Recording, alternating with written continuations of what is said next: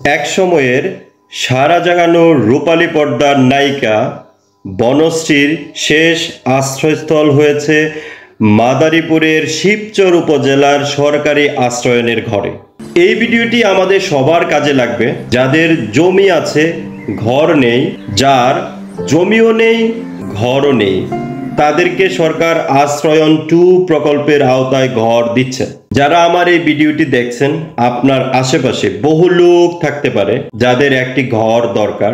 আপনার সচেতনতার কারণে হয়তো একজন গরিব অসহায় নিঃস্ব, তাহলে জেনে নেন কোথায় যোগাযোগ করবেন, কখন যোগাযোগ করবেন, কি কি ডকুমেন্টস লাগবে, সরকার কি সবাইকে ঘর দিবে, কোনো খরচ লাগবে কি। প্রথমেই বলে রাখি, এই ঘর পাওয়ার জন্য আপনাকে কোথাও হয়রানিতে পড়তে হবে না, আপনার একটি পয়সাও খরচ লাগবে না। আমি যে উপজেলায় কর্মরত আছি সেই উপজেলায় দেখলাম বর্তমানে ঘরের তালিকা তৈরি করছে, তাই আমি এই ভিডিওটি করে আপনাদের আপডেট জানানোর চেষ্টা করছি। তাই যার দরকার আপনি আপনার ইউনিয়ন পরিষদ চেয়ারম্যান বা উপজেলা নির্বাহী কর্মকর্তা মহোদয়ের কার্যালয়ে যোগাযোগ করতে পারেন।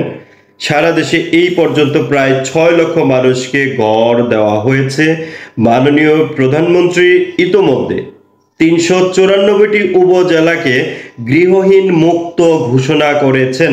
তার মানে সরকার ধাপে ধাপে সকল গৃহহীনকে ঘর দিচ্ছে এবং দিবে।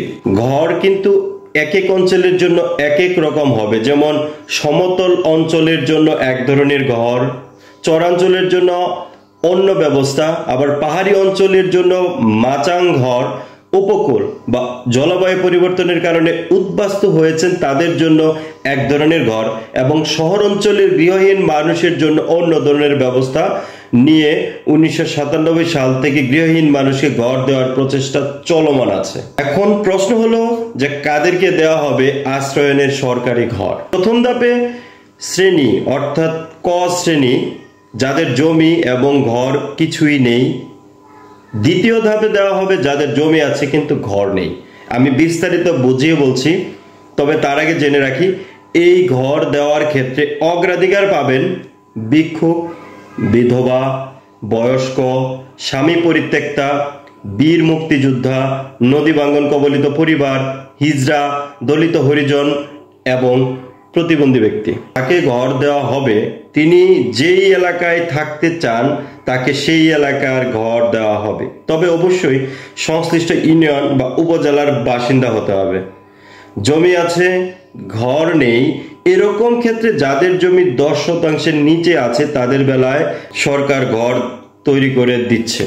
এখন কথা হলো যে কি কি ডকুমেন্ট লাগবে এই সরকারি ঘর পেতে। আপনার চেয়ারম্যান সাহেবের নাগরিকত্ব সনদ লাগবে, একটা এনআইডি লাগবে, মোবাইল নম্বর লাগবে এবং 2 কপি ছবি লাগবে। আপনি যদি ঘরের জন্য নির্বাচিত হন তাহলে 2% জমি এবং তার দলিলপত্র এবং 1,71,000 টাকায় নির্মিত 2 কক্ষ বিশিষ্ট একটি বাথরুম সংযুক্ত ঘর পাবেন। সেখানে বিনামূল্যে বিদ্যুৎ সংযোগ থাকবে, পানির ব্যবস্থা থাকবে। তার বাইরেও সরকার আরো 20 থেকে 25টি কার্যক্রম অংশগ্রহণ করেছেন।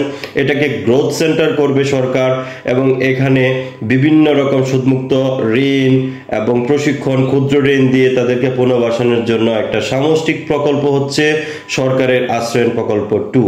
যারা হতাশ হচ্ছেন বা যারা ভাবছেন যে ঘর কি আমাদেরকে দিবে, সরকার দলমত নির্বিশেষে সকল মানুষকে ঘর দিচ্ছে। যদি বিশ্বাস না হয় আপনারা নিজের চোখে গিয়ে দেখে আসুন, খোঁজ নিয়ে দেখে আসুন। কারণ সরকারের প্রকল্পের এই মূল উদ্দেশ্য হচ্ছে কেউ গৃহহীন থাকবে না। এটা একটি চ্যালেঞ্জ। সরকার সেভাবেই একটা মাস্টার প্ল্যান করছে এবং বিলিয়ন টাকা খরচ করবে সরকার এই প্রকল্পের জন্য, মানুষকে ঘর দেওয়ার জন্য।